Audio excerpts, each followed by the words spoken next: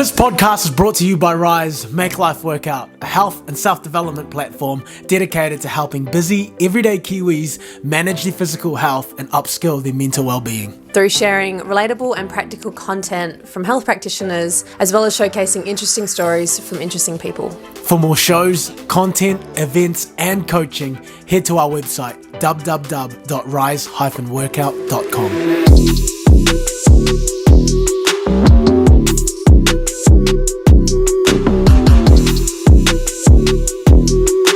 Everybody, welcome back to the High Frequency Club podcast. My name is Marwan Salario. And I'm Shanae Behrman. We're here talking all things self-development, growth and mindset. In this week's episode, we chat to Run Club and community leader Saraya Lindsay. She shares pivotal moments of her life that led her to develop a binge eating disorder, how she acknowledged she had one in the first place, as well as how she eventually got over it. Saraya also talks to her relationship with herself and also her body throughout her pregnancy and the challenges she faced postpartum and how she eventually overcame those.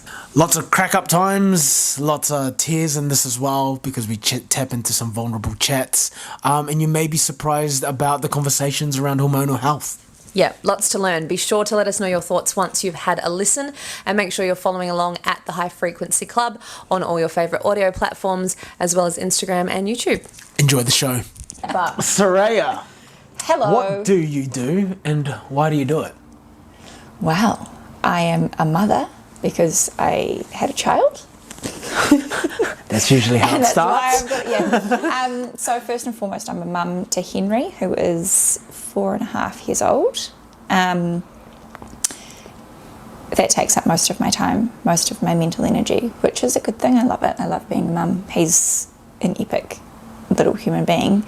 I also work in finance for an insurance company called Crombie Lockwood.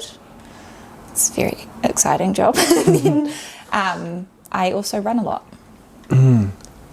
So how has your upbringing influenced the person that you are today? This is funny because I've said all of this before. You're like, I know what she's going to say. How did my upbringing influence the person I am today? There's a couple of silos from my childhood that kind of have fitted into who I am today. So in terms of my running and stuff, my dad definitely encouraged me to run. When my sister and I were kids, I've got an older sister, her name's Chanel. When we were kids, he sort of was like, well, I did basketball and gymnastics and running and tennis. So those are the sports that my dad knew. And he was like, well, why don't you guys try these? And so my sister did tennis. And I did athletics, running and gymnastics. There was never any pressure to do those sports, but it was just because it's what my dad knew and it's what he was sort of comfortable and familiar with. And so he was sort of like, well, I love them, so hopefully you can love them too. My sister did tennis for a while and then chose to do netball, and I started with gymnastics when I was 4. I did little toddler gymnastics, and then moved to running when I started primary school, and then through primary school and high school I kind of did both, but very thankful for both sports for different reasons, but running is definitely my passion now. And what reasons are those? I love it. And being able to run is such a privilege for me. Being able to stand up and move my body every day that I want to is just such a privilege. Definitely don't take it for granted anymore. You used to take it for granted?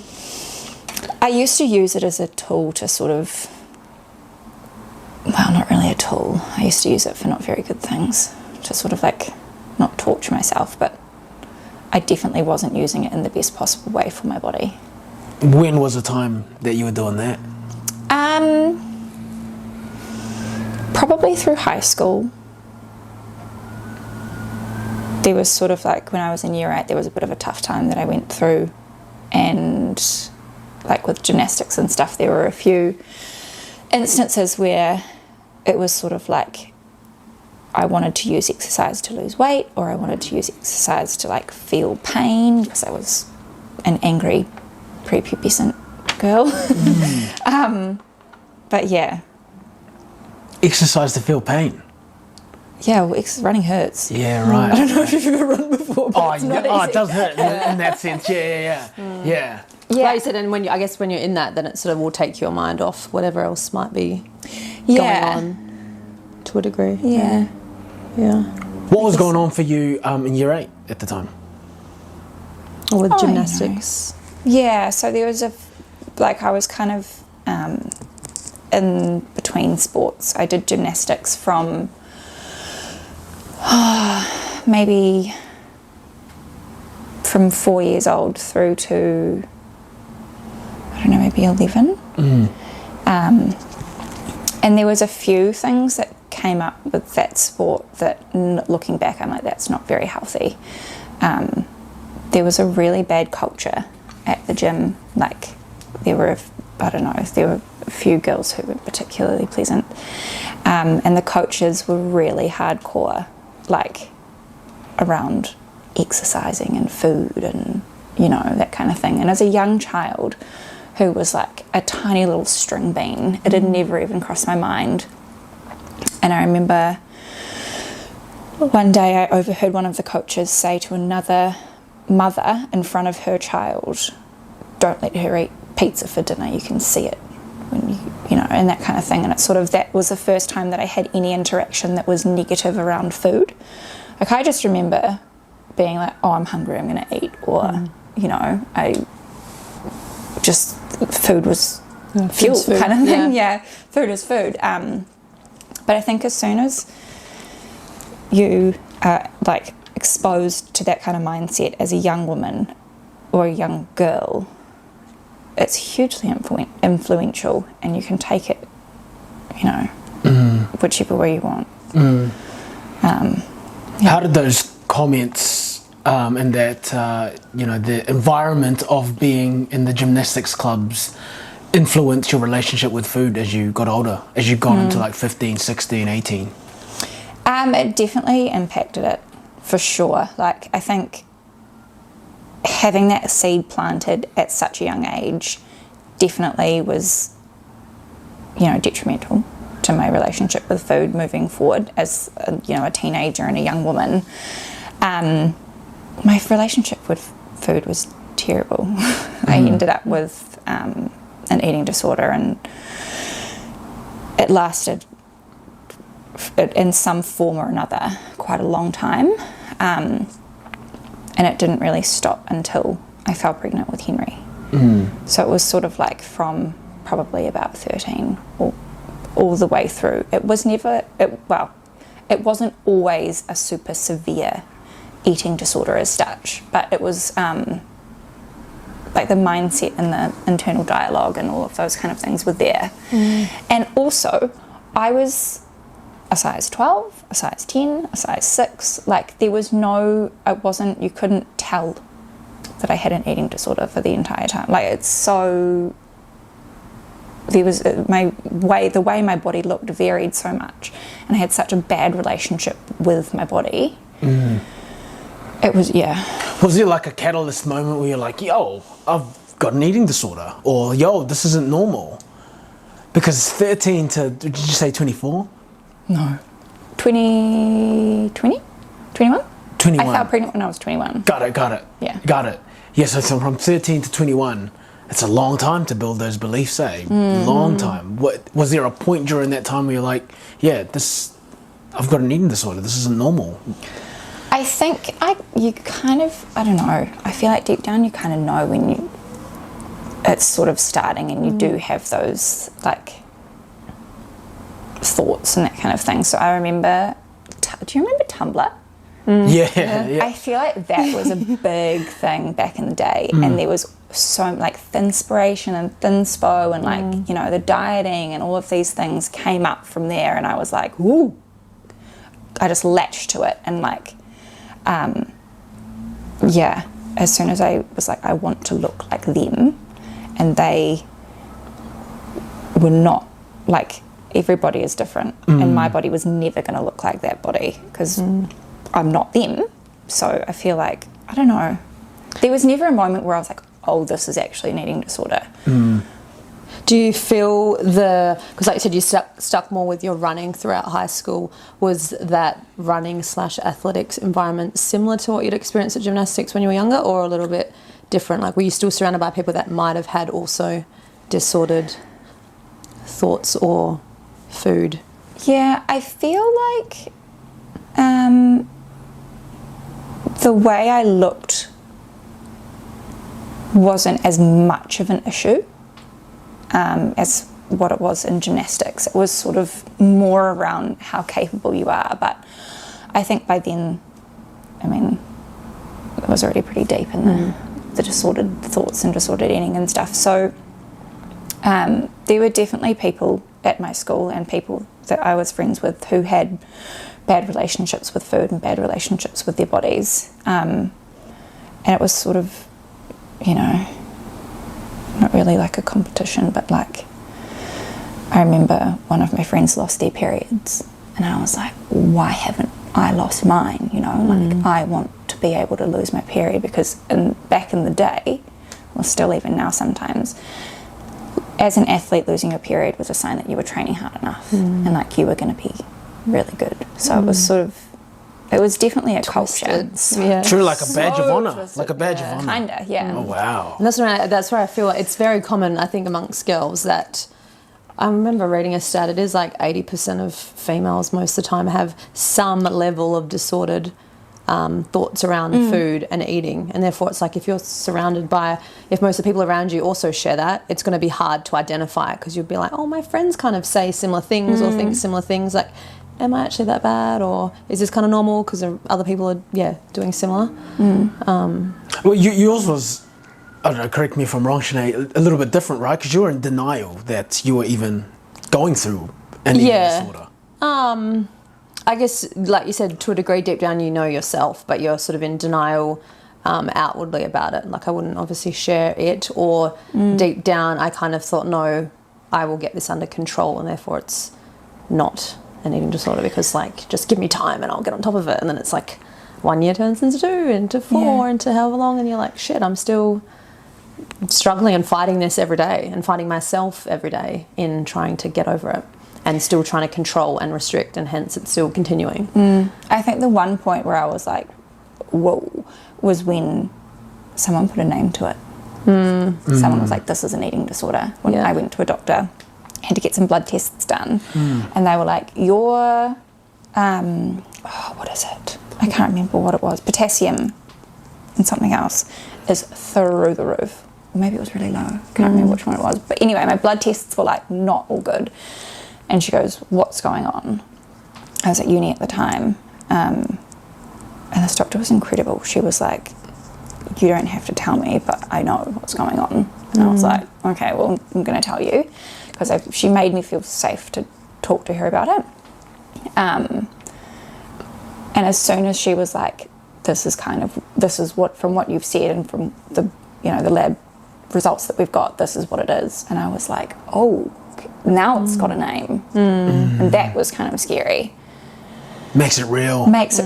Yeah. I was the same in regards to a blood test for, I should have connected all the dots, but I also didn't have my period for like just over 3 years whilst dealing with my eating disorder. And so went after 3 years, I thought, oh, it's probably long enough to maybe do something about it. I kept thinking, oh, it'll come back. And then went to a GP to get bloods done. And everything was pretty good except for my prolactin. And my prolactin was like 5 times the limit it should be. And she's like, it's super high. Like, it's usually only high if you're pregnant or breastfeeding. So are you pregnant or breastfeeding? And I was like, neither. And she was like, it's really odd. She's like, oh, I guess for some people that may be stress. Like, do you think you're stressed out? And I was like, nah.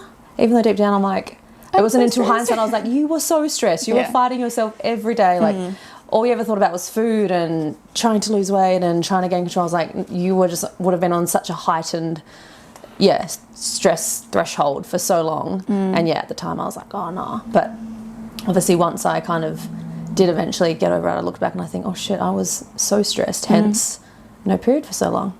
And it wasn't until I got over things eventually that naturally came back itself. And even now I still know that it can be sensitive, and that if I do have a stressful month or two, that I may miss it. And that's when I'm like, whoa, stress, too high. I never actually lost my period, which I'm so thankful for. I spent so much of my adolescence being like, why are you still coming every month? And now I'm like, oh, thank God. Yeah. It's like a little superpower. How do you think if people listening right now could tell if they've got symptoms of an eating disorder? And are there similarities from men and women who have, you know, these eating disorders? I don't think it is like an eating disorder doesn't give a shit about your gender. Right. You know, literally anyone can have one, and anyone can have a degree of disordered thoughts around food or anything like that. You know, like they, yeah.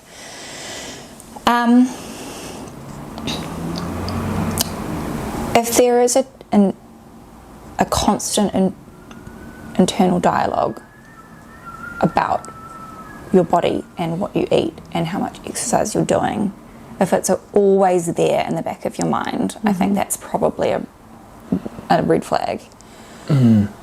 Yep, I would agree with that. That it's just, that's all you spend every waking minute, second thinking about is food and when am I going to exercise, and oh my gosh, I ate that for lunch, so I better not have this for dinner, and but I'm going out for dinner, so what am I going to eat, and what's going to be the low calorie option, or blah blah blah. If that's where your mindset is at all the time, and like you said, and or body, always just thinking about your body and how you look, and what are people thinking about me? Oh my God, people are looking at me. They must be looking at my body, thinking how big I've gotten, and everyone will be able to tell that I've gained 2 kilos. And yeah, if that's you 24/7, then that's definitely not normal. Cause for concern, I would say. Yeah. And how did you girls overcome that? I got pregnant. Right. I did not get pregnant. Interesting. 2 different ways, obviously. Well, how did you first, before we go into Saraya's pregnancy, how did you get over it? Because there's going to be people listening right now. It's like, oh, I don't want to have to get pregnant. You know, I don't want to have to get pregnant to break these disordered thoughts that are consuming Especially my if you're a life. guy. Yeah, that too, obviously. Yeah. And I would hope that people would hopefully be able to get through that before pregnancy, because I think so many other issues can arise with probably pregnancy. For me, I think the missing piece of the puzzle for so long was the self-acceptance and body acceptance, because I think for a while I understood that if I kept restricting myself in regards to not allowing myself quote unquote bad foods, that I was going to continually binge. So I understood that, okay, I've just got to have no labels for foods and no boundaries and just eat whatever I want, and I'll eventually I think the method was called like an all-in method. I don't know if you've ever heard of the influencer Stephanie Buttermore. She was very pivotal in my recovery. She went all in. She had always been sort of underweight, but she'd always been a bodybuilder type thing, and always insatiable appetite, and she went all in, i.e. eating whatever she wanted in whatever quantity, and obviously initially gain weight, but then your body would find its midway, and you would obviously get to the point where you no longer need to like stuff your face with 5 packets of Tim Tams. You can just have one and be like, oh yeah, I'm all good. So I thought initially it was too good to be true, but obviously following her journey over that year and seeing obviously her weight gain and then her body naturally finding its sort of mid-zone, I was like, oh fuck, if she can do that, like I can do that. So yeah, that was very helpful, but I still think with the missing piece was that body acceptance. I think for so long I was like, cool, I just need to sort my eating out and not restrict, and therefore I won't binge, but there was still underlying that part of me that was like, oh, but I don't want to get bigger, I don't want to gain weight, or I also want to be smaller. So as long as that was still there, then that's when it turned into like intermittent fasting or all these other things that would pop up. It was still ways of me trying to control my weight. So it wasn't until I was like, you have to literally just accept yourself as you are and remind yourself that everyone that's part of your life, all your friends and family, no one really cares if you're a size 8, size 10, size 12. That's most likely not what they value me for, because I thought about what do I value in my friends, and definitely their body shape, body weight would not be in the top 10, top 20, probably top 50 things of what I love about my friends. So I just sort of had to remind myself of that regularly, and again try and catch those negative, unhelpful thoughts and be like, okay, if your friend was saying that, what would you say to them? You wouldn't say, yeah, you are a fat piece of shit.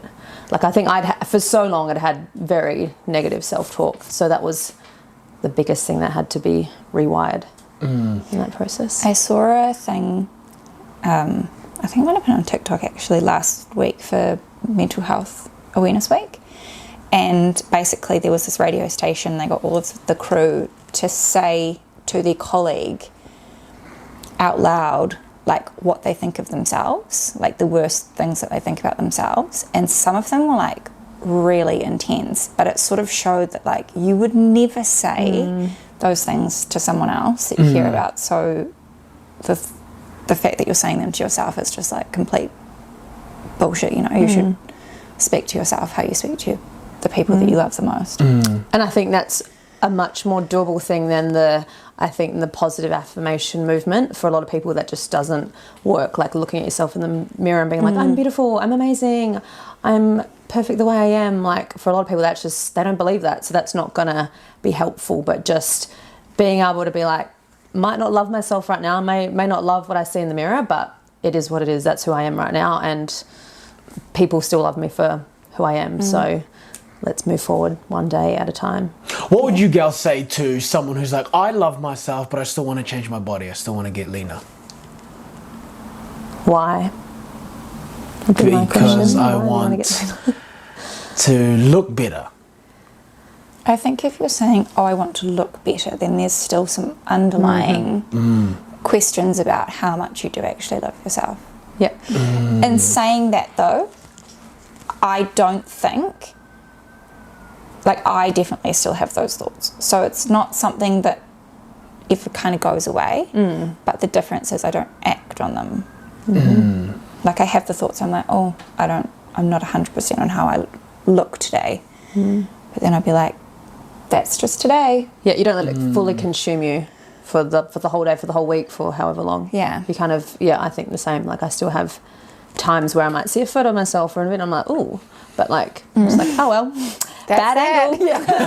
Moving on. It ain't me, bitch. It's the camera. Or same, like, I think I saw myself the other day and I was like, is that what I look like? And I'm pretty sure that morning in the mirror I didn't like that. Posture, I was like, it's just bad posture. Yeah. Yeah, I had that type of feeling with my teeth, because obviously my teeth isn't straight.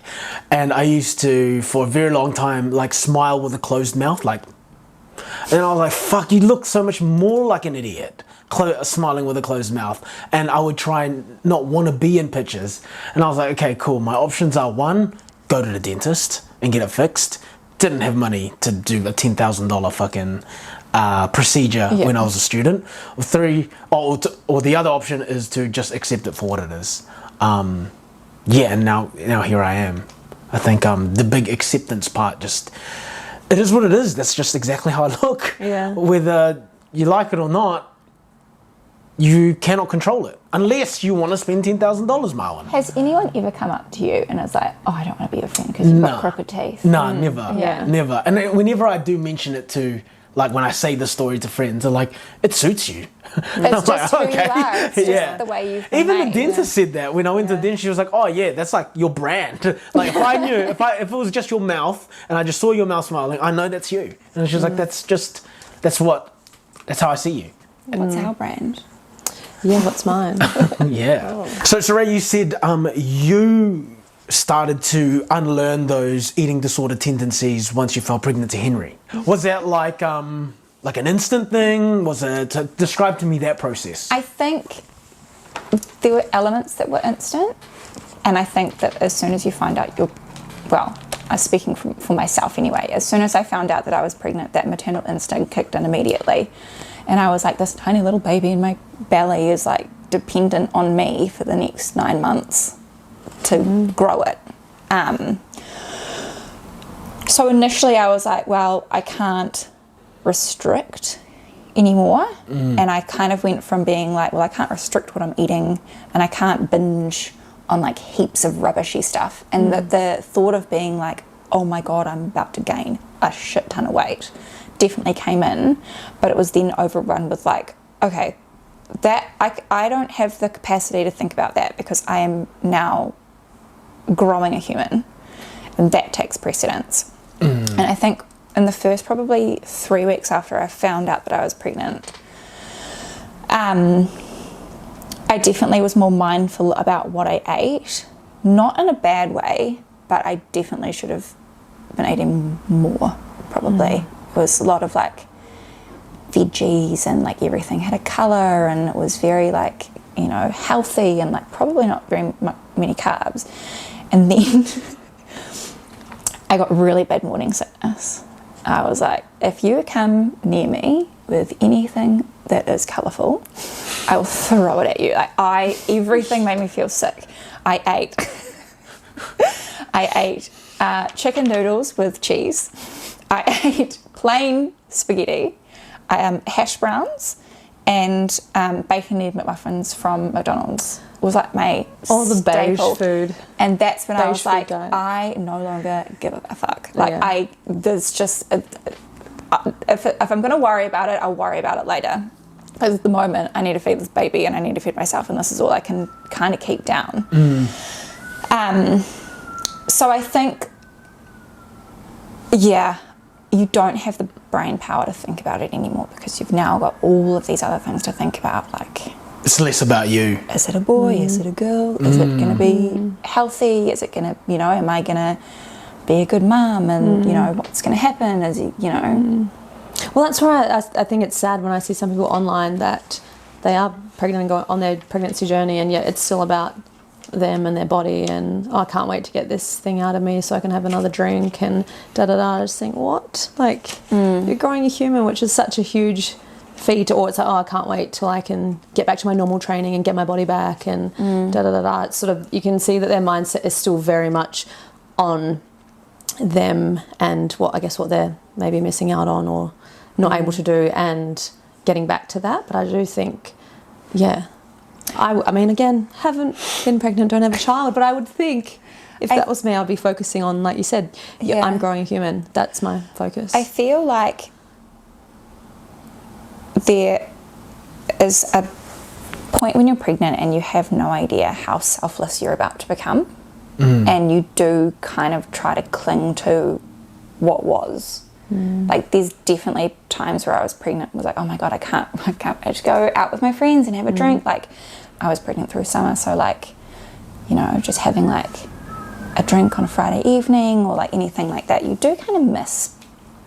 But as soon as you have your baby, there's no going back to what, like, your life will never go back to what it was. Your body will never go back to what it was. Your brain literally rewires itself as a mother while you're pregnant. Like, there's no going back to what you used to be. And I think that I definitely at one point was like, oh, I just can't wait to fit back into my clothes, and, you know, that kind of thing. Like, looking back now, I think if I was to have another child, I would do a lot of things differently. I really wish I wished my pregnancy away. You wished your pregnancy away? What do you mean by that?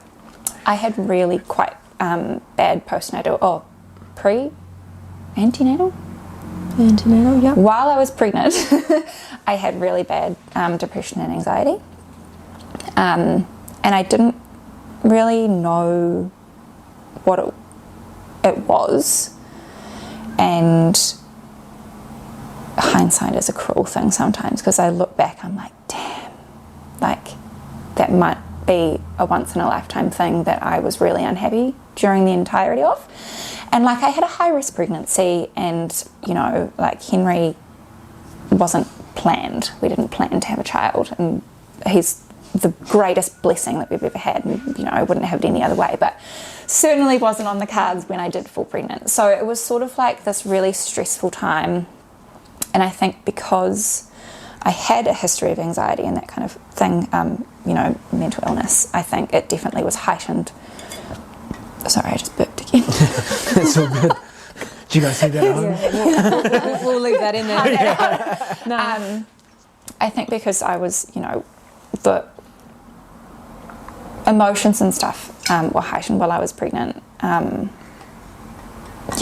wished it away. I was like, I hated being pregnant. I felt sick every day, and there were so many people who were like, it's a blessing, you know, blah, blah, blah. It's, you know, you should be, you're so lucky. And I do not for 1 second take for granted the fact that I was able to fall pregnant, to carry Henry throughout the entire pregnancy and have a happy and healthy baby at the end of the day. Like, that is never, I'm never going to take that for granted. It is, I'm so lucky to be a mother. That in itself is a privilege. But I don't think that takes away from the fact that my experience being pregnant was awful. Yeah. They're two separate things, I think. And then that then sort of transpired into postnatal depression and anxiety that didn't get treated until Henry was 8 months old. So when I was pregnant, things weren't great. I had a really, really healing birth from my pregnancy. I love my birth. If I could give if I could give birth tomorrow without being pregnant, I'd do it in a heartbeat. Like, I loved it. The whole experience was just incredible. And then I was kind of like, oh shit, like, I've now got this baby, what do I do with it? And my obstetrician was like, feed it. like, this is party start, you know, kind of thing. I was like, I just want a nap, like, can I have some food and a sleep? And he was like, no. Straight into it, obviously. You have a newborn and it needs looking after. And then, yeah, I lost myself entirely. Like your identity? Yeah. And I didn't know who I was as a mother. I didn't know if I was doing a good job. I didn't know if Henry was going to turn out to be a good person. I didn't know. I knew I wasn't being a good partner. I was so crabby. My partner Adam is a saint for putting up with me. If I was the other way around, I probably would have been like, see you later, you were a nightmare. But yeah, there were a lot of things where I was like, I'm doing a really shit job. And you know the saying, like, it takes a village to raise a child. Like, we were one of the first friends in our friend group who had children. We weren't the first, but we were one of the first. And I was freshly 22. And my parents lived 3.5 hours away. So I was kind of like, I didn't really feel like I had my village. And I feel like I fixated on doing everything myself, because if I could control one thing, I just wanted to make sure that I knew everything that happened to Henry. I was like, I need that control, which was a really unhealthy thing, because it then turned into, obviously, postnatal anxiety around, oh my God, is he eating enough? Is he sleeping enough? He's not slept. Oh my God, he's been awake for 45 minutes. He's got to go to bed now, but he's not going to sleep. Oh my God, is he still hungry? Is he tired? Why is he, like, it was just constant. So the anxiety from food then translated into anxiety with, you know, being a mother. Are those considered like small things to be worrying about? Not at the level that I was. I think it's Gotcha. definitely natural to have some level of, you know, to have constant thoughts about your baby, because you know. Yeah, especially first time around, you'd be uncertain. It's not there's a and handbook. there's no right way. Yeah. Every way that a mother parents is the right way for their child. As long as your child is happy and healthy and safe, you know. That's what the. So what'd you do? What'd you do while you were going through this 8 months phase of postnatal depression? Survived. Henry survived. I survived. How'd you get out? I was gonna say, when did you know it was a thing, or you're like, that this isn't normal, that not everyone who's had a baby is going through this? One of my best friends had her second child, and because it was her second, she knew that the way she was feeling when she ended up with postnatal depression was not normal. And she talked to me about it, and I was like, oh, that's also how I feel. And she was like, girlfriend, that's not normal. And it got to the point where I couldn't put a thought process together. I was like, okay, we need to leave the house. Henry and I we needed to leave the house. So I was like, I know that I've got to get like a bag of stuff ready, but then I like couldn't figure out what I needed to take. I started like packing like a suitcase, like how long are we going to be gone for, kind of. It was like just up the road for an hour or whatever. Knew I needed to put my shoes on, but couldn't for the life of me remember what I had to do first. Like your brain just stops working. And there's a couple of times when Henry was going for his checkups and his vaccinations and stuff like that at the doctors, and they give you like a little form for the mother, a little form to be like, how are you coping, like a bunch of questions and stuff like that. And I think I might have lied on them in the past, because the next time when I went without Henry, to be like, I don't think this is the correct way to feel. I answered them like honestly, and they were like, ooh, gotcha, this is not, basically like, you are definitely suffering from postnatal depression and anxiety. And I they put me on a medication called sertraline, which basically just aids the production of serotonin, the happy hormone, I think. I don't know, I'm looking at you. Sounds but basically it's like a very safe blanket antidepressant. Yeah. And then I also went and saw a postnatal psychologist, which really, really helped.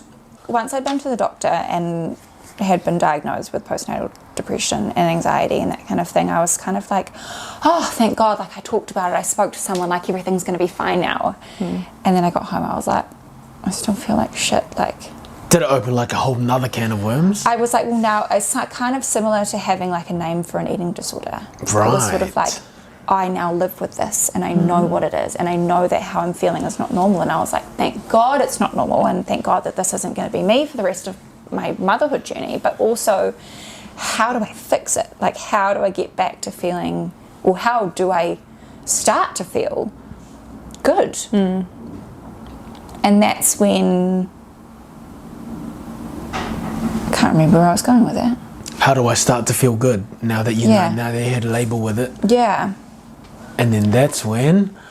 Well, I was going to say that's when I started running, but I started running well before that. Yeah, right. Did you go running again? Did you stop running for a little while? Obviously when I was pregnant. Yeah. So my running journey has been like stop-start. So I ran in like primary school and had a fair bit of natural ability, I think. Never really like trained, because I was in primary school. I was like 5 years old, 6 years old. But always did really well and always really enjoyed it. And then gymnastics came in to play, and then when I was about 15 maybe, started running again.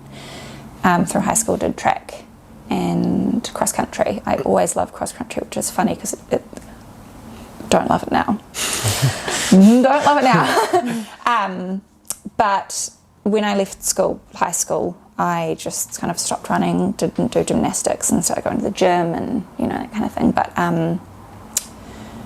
after I had Henry, I remember being like, I feel really like unsafe inside is probably the best way to describe it. I was like, I feel really like my brain feels volatile. And so I was like, I remember running. I know that I had it in my tool belt when I was, a teenager, and I kind of had probably the same volatile brain, being, 14, 15 with an eating disorder and just being angry at the world. And so I was like, wow, I'll give it a go. And so went for a run. It was like, I don't know, 2.5K. It was very slow. I stopped every probably 200 metres. And I just remember halfway being like, I was a new mum, right? Fully pissed myself. Like, that my pelvic floor was non-existent at this point. I was like, this is so embarrassing. I'm so slow. This is so shit. Like, I just was like, I'm never doing this again. Nearly started crying, running up a hill. I was like, this is humiliating. Like, I don't know why I thought this was a good idea. And then I got home. I was like, I feel amazing. I was like, that hurt. That made me feel something. That made me stop thinking about all the shit that I've got going on, it gave me an outlet to like not think about everything else. And then I got home and like that runner's high really hit, and I was like, oh, that's it. That's what I was craving, like that feeling of euphoria to be like, oh my God, I did that, you know? And that's kind of where it started. Yeah. Did the eating disordered thoughts come back once you had Henry, and once you've had finished the postnatal depression, or like come out of it? I think there were definitely times when Henry was a newborn that I just like like the clothes I had before I had Henry and the clothes I had while I was pregnant, nothing fit, and I was like, well, it would be awesome to like fit back into the clothes that I did have. And there were definitely times where I was like, you know, oh, if I don't eat that, then I might fit into my jeans again. But I'm like, I had a really tough time breastfeeding as well because I was under fueling, not on purpose. It's just how it came about. Like, I didn't realize that I needed to probably double my intake of water and with food. But my breast milk dried up really, really early on, and it was my body's way of telling me, like, you've got all of this going on. You're a new mum. You're not feeling right. You're not fueling yourself. So we're not gonna allow this. We can't produce so much breast milk. stress. And to be honest, like, not breastfeeding and putting Henry on formula was probably one of the best decisions that we could have made, because it allowed me to not worry about one thing. You know? But yeah, I definitely think it popped up, but I kind of didn't really have the mental capacity to act on a bad thought that came up in the head. So you're back at running now. You found the runner's high again. Absolutely. And where did that lead to? Is this where Femmi came into play, or did you start competing first before you met Femmi? Yeah, so I kind of kept running. Like, I credit running so much to me being okay now mentally. It was a huge tool, like a giant big spanner in my toolbox of, you know, mental health aids.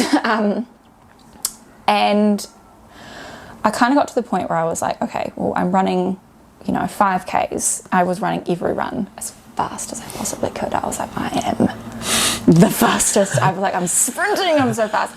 But I was doing that every run, and not every run should be as fast as you possibly can.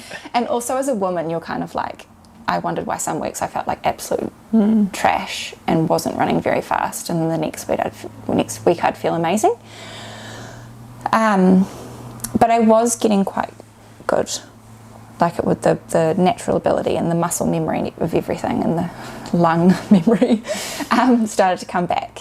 And so I was like, well, I kind of want this to be my thing. Like, I feel like this could be something that I would really enjoy, but I'm not getting any better. Like, I plateaued. And so I had been following Esther and Lydia on Instagram since Instagram was a thing, because I kind of idolised them as athletes when they were both younger. Like, I remember, you know, one of my friends who I went to high school with would come down to Auckland. I lived in Bay of Islands when I was a child. She would come down to Auckland and do like athletics competitions and stuff, and she would be there with them, and I was like, oh my God, I'm so jealous, like, they're so cool, like. And so I knew that they had recently started Femmi, and I was like, oh well, I'll have a look around and see what other coaching stuff is out there, but just kept kind of getting drawn back to Femmi, mainly because I like the colour peach. It's a great colour. Thank you. What is Femmi? What is Femmi for people that don't know? It's like an empire. It's epic. So basically what Esther and Lydia have done is created like this empire, essentially, to empower and educate and support women in any kind of movement. So there's a couple of different branches of the Femmi beast that it is. They have a podcast. They've got the coaching, so strength training and running coaching currently. And I feel like there's a lot of stigma around having a running coach, because as soon as you say, oh, I've got a running coach, everyone's like, oh my God, you must be so fast. But it's so, like, it caters to everyone of all abilities, wanting to do any distance or literally just starting to run. No different to like getting a PT if you want to get into the strength training. Exactly. Yeah.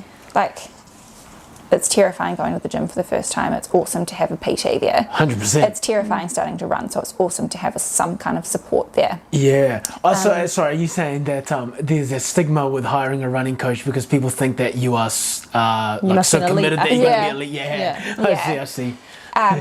So there's the coaching side. There's also the educational piece called Femmi theory. So they've got Femmi theory and Femmi fundamentals. So the Femmi theory is basically centered around how best to coach a woman in any sport, essentially. And woman has a little asterisk because obviously not everyone who's born with a uterus and, you know, female physiology identifies as woman, and that's all good. But it is centered around female physiology. And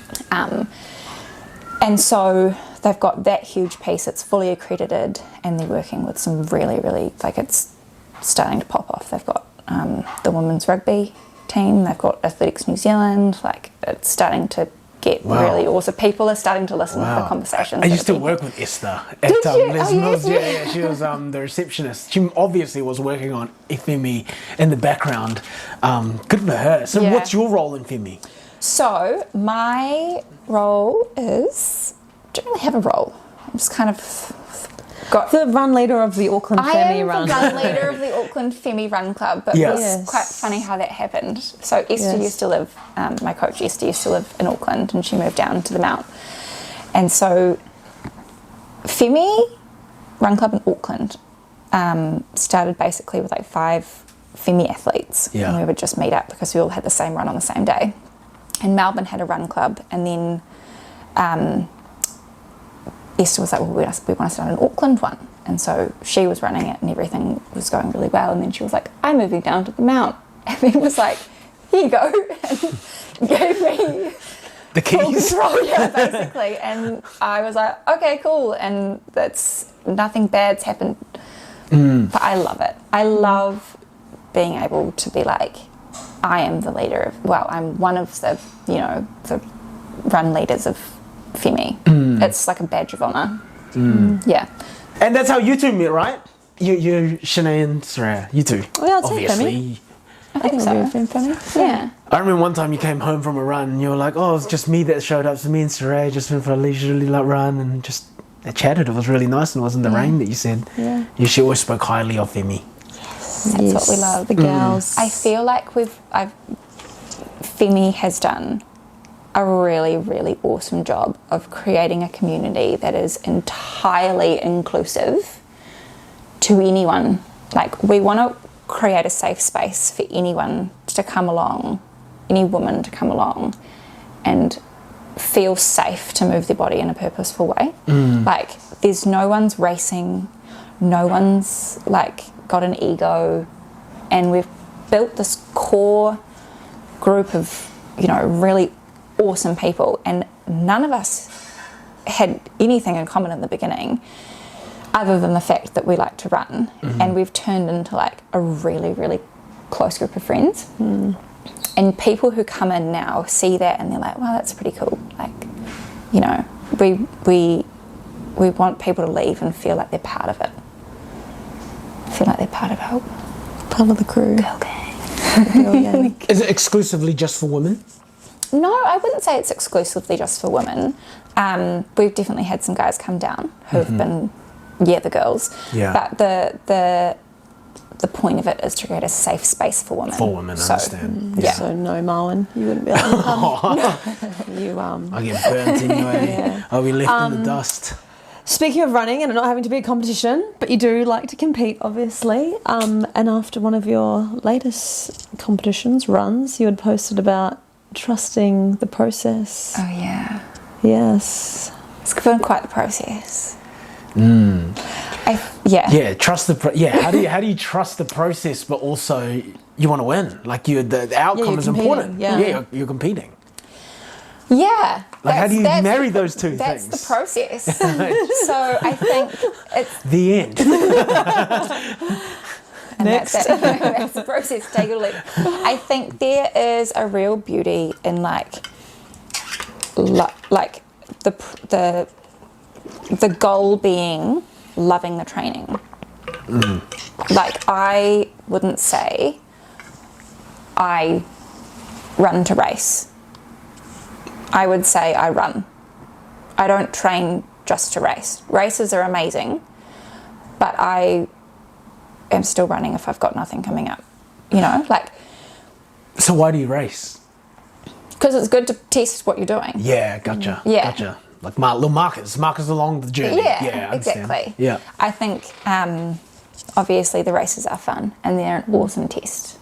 But I think the process that I've learned to trust is that a race doesn't define you as a runner. A good race doesn't mean that it does mean that you're an awesome runner, but it doesn't mean that every race is going to be good. And I think the bad races are more character building, and I think it's been a really tough learning curve for me to know that not every race is going to be a PB. I think in the early days when I was improving quite quickly, every race was a PB. And I set myself some really ambitious goals, and it took a really long time to reach those goals. Like it took me 5 half marathons to achieve your goal. To achieve my goal. Yeah, I remember our last yarn, and you actually mentioned that you went and saw a psychologist, and she helped you. No. Oh, wrong. she wasn't a psychologist. How about you let Saraya tell the story? I'll tell the of story. trying to- She would love to be considered a psychologist. No, so Jo Mir, she's nice try though. I know where you're going, and yeah. Thanks. He Saraya. tries to listen. He tries. Anyway. It did help my psychology of running. Yes, that's what I meant. Yeah, I said so- psychologist. It was a huge turning point in terms of mindset for me, because I used to have this really aggressive determination to be like, oh, just shut up and run, like you know you can do it, just do it, like kind of thing. David Goggins style. Yeah, David Goggins style. Not for me. Didn't work. But I spoke to Jo, who used to be a coach for my athletics club, and she said she's one of those people that when you meet her, you're just like, oh, you're like a golden ray of sunshine. Like she's so kind.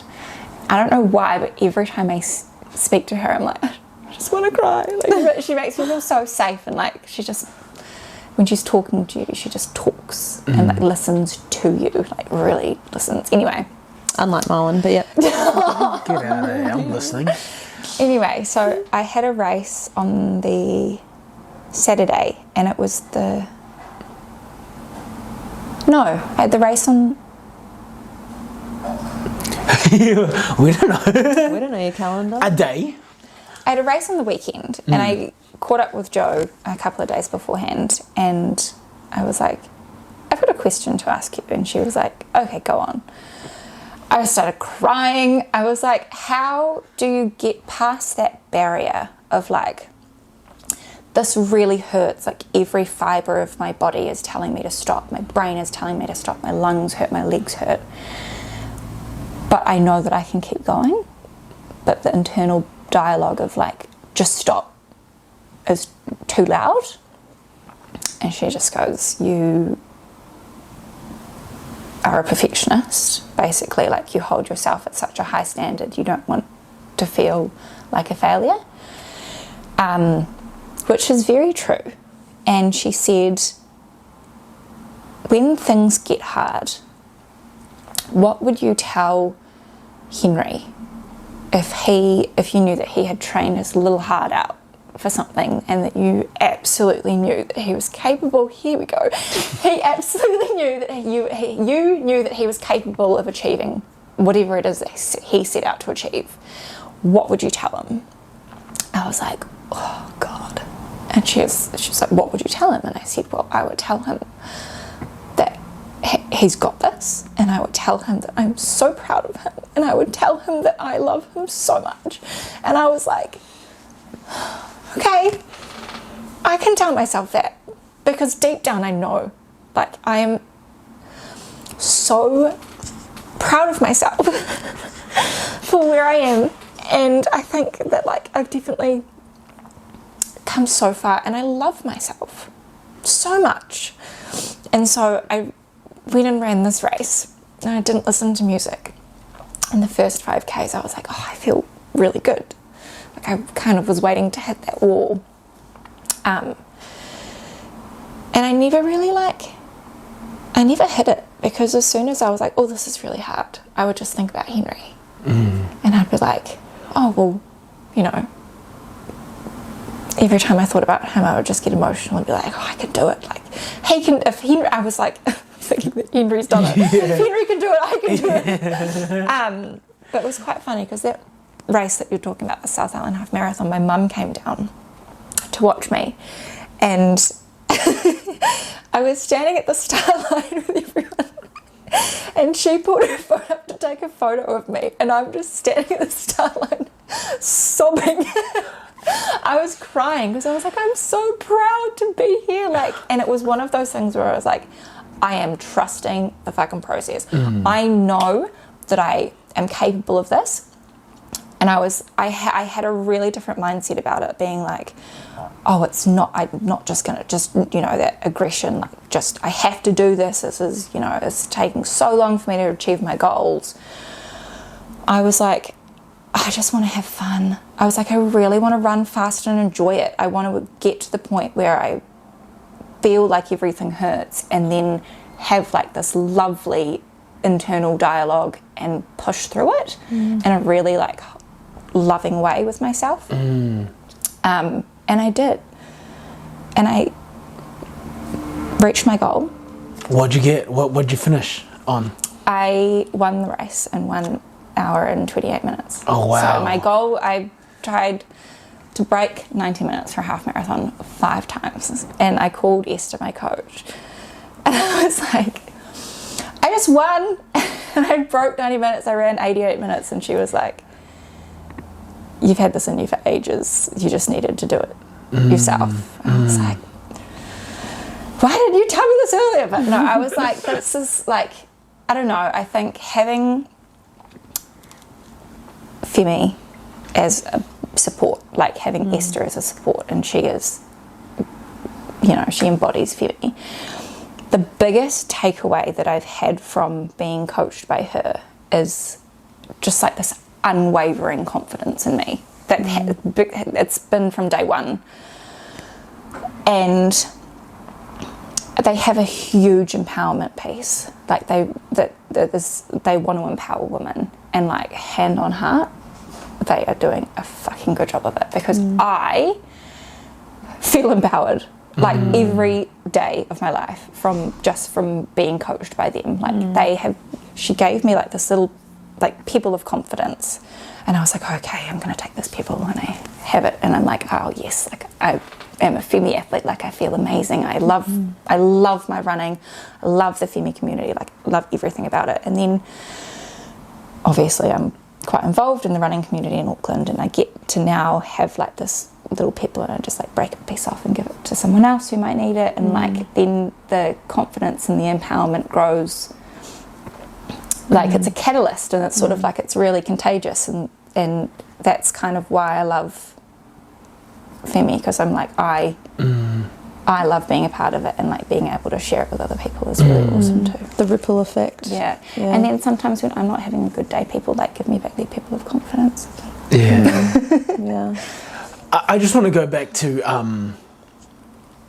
the trusting the process part. You know, whenever you're trying to learn something new, you're really hard on yourself. Everyone's hard on themselves. You know, you have these expectations, got to push, got to do it, got to get it done. And then at some point in the journey, you've got to adopt that mindset of, I've done all the hard work. Or find the flow, which is what the flow state is, isn't it? Yeah. I guess so. Yeah, at some point you just stop knocking on the wall. Yeah. I don't know when that is, though, right? Like, what do you girls think? I think the moment you realise that it's actually not that deep and that there's no point in doing something if you don't love it.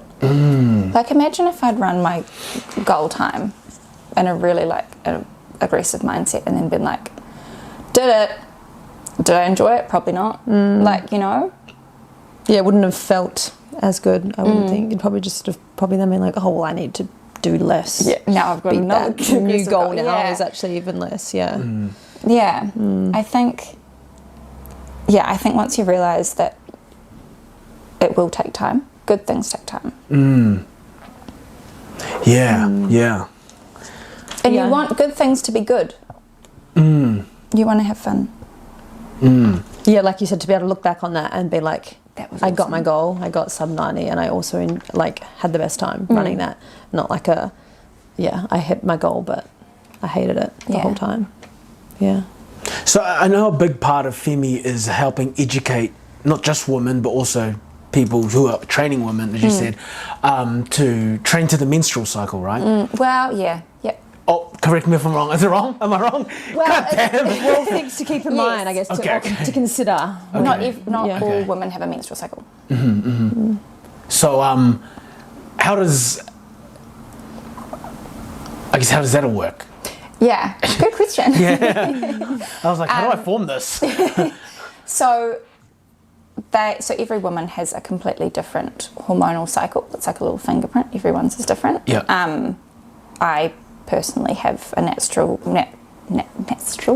I personally have a nat. Oh my god! Fuck. Natural. I personally have a natural menstrual cycle. So I'm not on any contraception or anything like that. So I am able to train to my menstrual cycle. And obviously that's going to change for people who are on contraception or who don't naturally have a menstrual cycle, or maybe maybe they're menopausal and stuff like that. So it's sort of like there's a lot of different things to factor into Gotcha. to a woman's hormonal cycle. Understand. Yeah. And even, I guess, for women, even, like, for some women, you know, when they're menstruating is when they have more energy. For others, they're more symptomatic then and don't feel great. Yeah. Some it's, you know, lower energy around ovulation. Others might feel more energy. So even though there's obviously, you know, the literature says based on where hormone levels are at those particular times, you'll feel more energy here, less energy here. That can still be different and fluctuate woman to woman. Absolutely. So Yeah. So when you're in that phase of having more energy, that's when you could strive to hit that PB. Yeah. Yeah. Essentially, yeah. So, Yeah. I mean, you can't. make a can't- race schedule Yeah, you around your can't, cycle. You know, yeah, you can't be like, sorry, I'm actually ovulating that weekend. Can you change the race? But I think in terms of training cycles, like I know that I can go faster and harder when I have low hormone levels, and then when I have high hormone levels, it's sort of like a little bit longer and slower. And again, that's not the same for everyone. Yeah.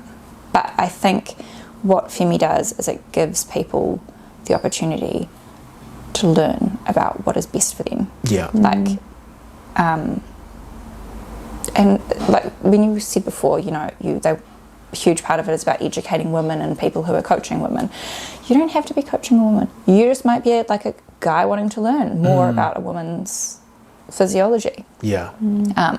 But I think the important thing that they're doing is starting conversations that have never been Particularly in women's really had sport before. and Yeah. with women athletes, it's just not been common. Like, there is so much of sport research for so long has just been done on men, and then used just tried for to women. apply to women, which obviously then isn't. And even I think some research, when they could have included women, were like, oh no, that's too hard because then you have to factor in hormones, etc. And it's more variables to try and control. So it's easier to let's just do this test on men. One of the Femmi mantras is your period is your power. So it's like literally learning about my hormonal profile and applying my training to it, and learning that, you know, when I said before, I was like, when I was running every run as fast as I could, and some weeks I felt shit, some weeks I felt great. Now I'm like, I was ovulating, I was in my follicular phase, I was in my luteal phase, you know, like there's so much to think about as a woman that we can actually pull on to better our training. So... Or to help you sucks not to be a man. or like you said, to not I guess to not be as hard on yourself when you have those Absolutely. not so good weeks where you're And like, that's power in itself, why didn't right? why didn't I hit my PB this week, and like I ran this same run or I lifted this same weight last week and why can't I'm struggling this week. That's definitely another factor. If you're like, I've eaten the same and I've slept the same and all my training's been the same, why is this week I'm not doing as well? Then have a look at your cycle and where you're at. Yeah. So you're actually a part of 2 run groups, right? You're a leader at another one, neighbourhood, a track club. Is that the one? What's that one? What describe to us that? Was started by 2 of my very good friends, Kyle and Connor,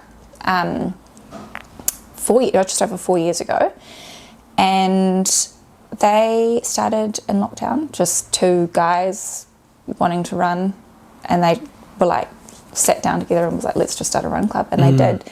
And one of my friends, his name's Tim. I'm name dropping heaps of people this podcast. Popular. He was like, I see you running heaps. Come down to neighbourhood one day. And I was like, okay, that's cool. Like, I'll come down. He was like, yeah, I'll be there. I've seen him maybe like twice. One of those ones. Last time I spoke to you, I was like, I've never seen him there, but he did actually show up. So I'll give him some credit. He's been.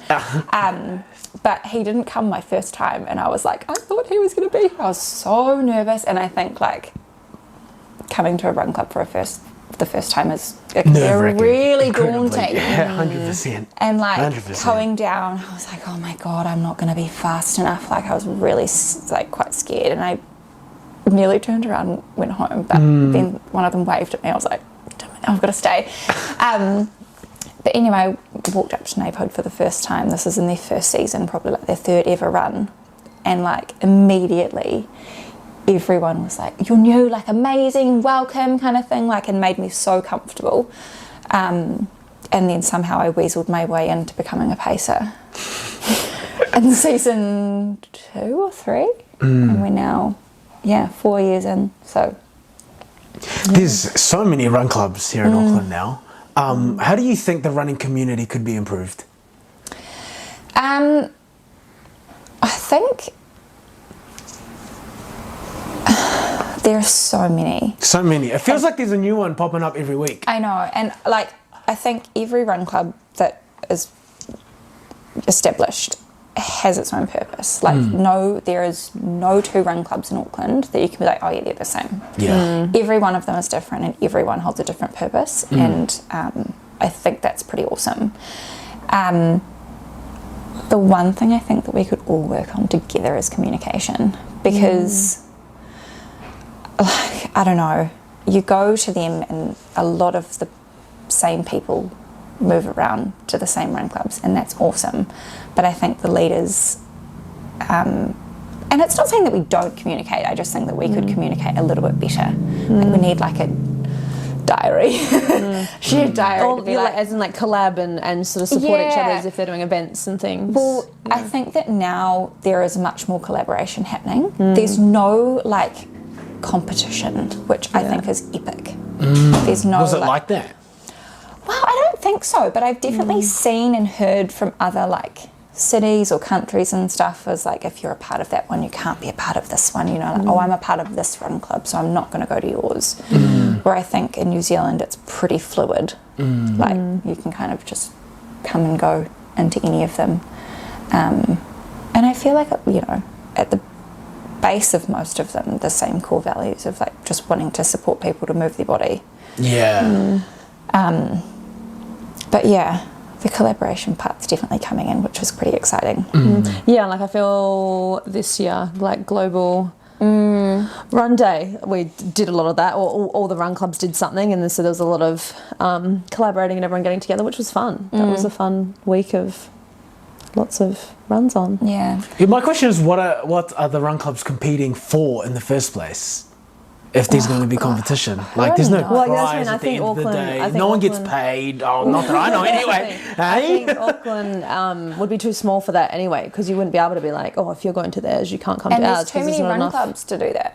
Yeah. If you were going to do that, everyone would have like 6 people. Yeah, exactly. Yeah, that's what I mean. So it's like, it's natural that people for exclusivity, that come to your imagine run that, group eh? come to the other one, and again, if it helps people get moving and helps them on their running journey and Exactly. getting their Ks in, or For me, I'm such a big believer that your workout routine should be fun. Hence why I joined Run for Auckland, because one, it was fun for me, but also it also provided a lot of variety of training for my Absolutely, clients. yeah. So like, cool, my clients will see me once a week, but they'll also go to my spin class and also go to Run for Auckland. Like that's 3 different modalities of training and 3 different ways that they can still have accountability as well. Yeah.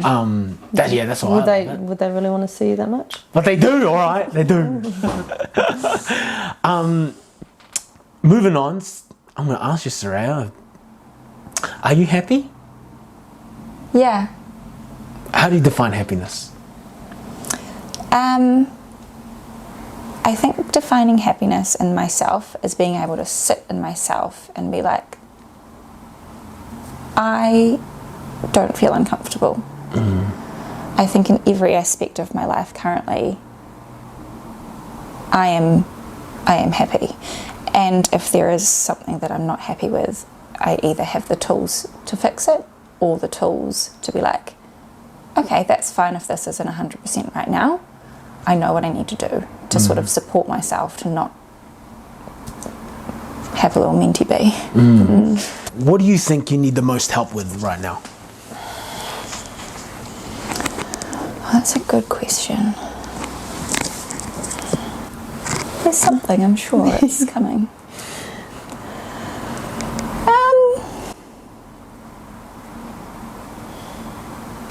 Probably my patience. I don't know. I feel like, despite the fact that I've grown so much, I still think that sometimes I need help just to remember that I am doing a good job. I don't know. Sometimes I need help to see how far I've come. And that's maybe something that I can help myself with, or maybe it's something that, I don't know, anyone else can help me with. Someone just tell me I'm doing a good job. Yeah, I think that most of the time I can do it myself, but sometimes it's nice to hear it from other people. And it's not that I don't hear it, but every now and again it'll be, What would you tell Saraya, who was wishing her pregnancy away?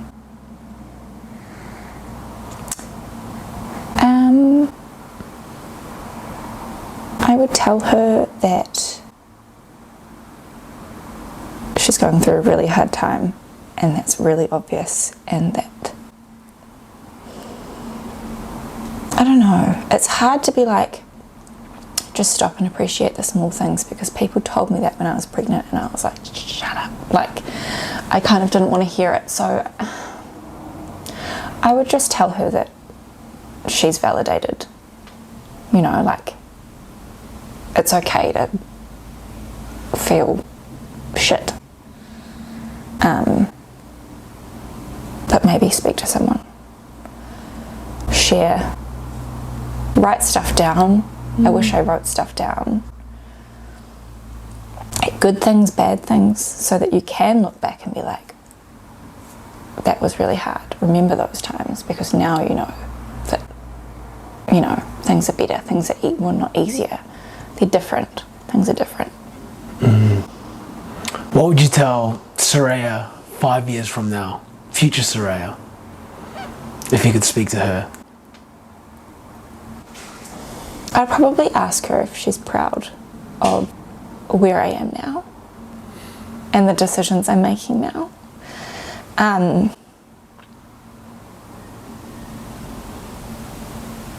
don't know what I would tell her.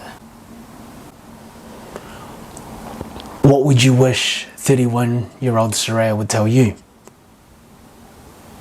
That she's proud of me.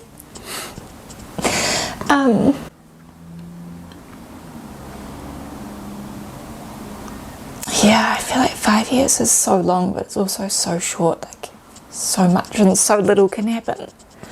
I'd hope that she could tell me that I've stayed true to myself.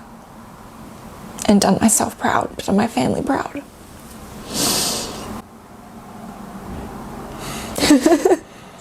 Saraya Lindsay, everybody.